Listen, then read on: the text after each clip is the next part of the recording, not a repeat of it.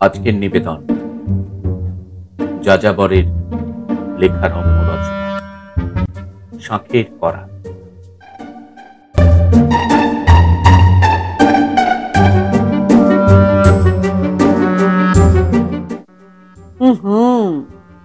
আমার চোখে ফাঁকি দেওয়া অত সহজ নয়। আমি কিন্তু সব দেখতে পাই। বিয়ের পর থেকেই শুনে আসছি এই বস্তা পচা একই ডায়লগ, একই কথা। আরে বাবা, তোমাকে ফাঁকিটা দিল কে শুনি? জানি তো তোমার মাকড়সার মতো ৮ জোড়া চোখ, যা প্রতিনিয়ত আমাকে অনুসরণ করে চলে। বোকা বোকা কথাগুলো বলতে বলতে আজ আমি নিজেই যেন এক মস্ত বড় বোকা বনে গেছি নিজের অজান্তে। তবু জামা কাপড় পরে আয়নার সামনে নিজেকে দেখেও নিজের ভালো লাগে না, যতক্ষণ না আমি তাকে দেখাই আর সে ভালো বলে। আর আমি বেশি ভালো লাগলেই সে বলবে সেটা নাকি ওই পোশাকের গুণে।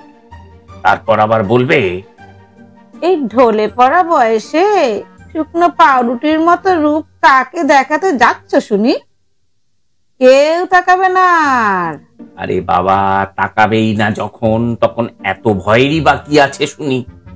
মাঝে মাঝেই বলবে, ইস, কত অল্প বয়সে তোমার চুলগুলো পেকে গেল গো। তোমার জন্য আমাকে সবাই রাস্তাঘাটে দিদিমা বলে ডাকে। আমি বলি ডাকুক না, তাতে অসুবিধাটা কোথায়? আর অতই যদি তোমার অসুবিধা, তবে দাও না আজ রবিবারের দিনে আমার চুলটা একটু রং করে। ওরে বাবা, তাতেও আপত্তি ওনার। বলবে, কোন অল্প বয়সীর সাথে প্রেম করতে যাবে শুনি? এই বুড়িকে ভালো লাগছে না বুঝিয়া? উফ, বোঝো ঠেলা, এ যেন শাঁখের করাত, আস্তে কাটে আবার যেতেও কাটে। আরে বাবা, আমি বলি ভাত, অম্ল, পিত্র, শ্লেষ্মা, হুপিং কাশি, গেঁটে বাত কোনোটাই তো এখনো ধরেনি আমায়। ব্লাড প্রেশারটাও গত সপ্তাহেই মাপলাম, এক্স্যাক্ট 120/80। চশমা ছাড়াই তো এখনো রাতের ঘন অন্ধকারেও বিছানায় তোমাকে খুঁজে পাই। হিয়ারিং এড ছাড়াই তো তোমার দেওয়া সব মিষ্টি মধুর ভাষণগুলো আজও শুনতে পাই। তাহলে এত মুখঝামটা কেন শুনি? সে আমাকে প্রায়ই বলবে, এই জন্মে আমাকে পেয়ে তুমি বেঁচে গেলে গো। ভাগ্য করে পেয়েছিলে আমাকে। মনে মনে বলি, তাহা তো বটেই, না হলে অন্য কেউ দুর্ভাগ্য করে পেত যে তোমায়। মা, সে কথাও ঠিক বুঝতে পারে সে। পান চিবোতে চিবোতে বলবে, মনে মনে কি গাল দিচ্ছ গো আমাকে? কি কি শুনি?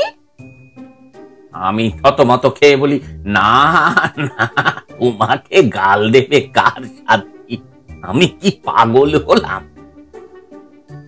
শেষে মনটা বলে, যাযাবর, তোরও বলিহারি বটে। রাবণ 10টা মাথা নিয়েও এমন সব কথা প্রকাশ্যে বলার সাহস দেখায়নি বউ মন্দোদরীকে।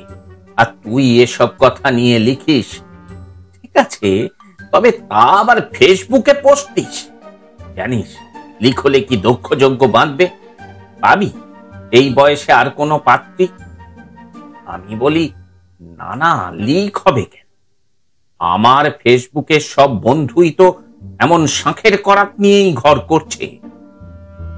তাই তো বৈষ্ণব কবি চণ্ডীদাস বলেছেন, সুজনের সাথে আনের প্রীতি, সুজনের সাথে আনের প্রীতি, কহিতে পরাণ ফাটে।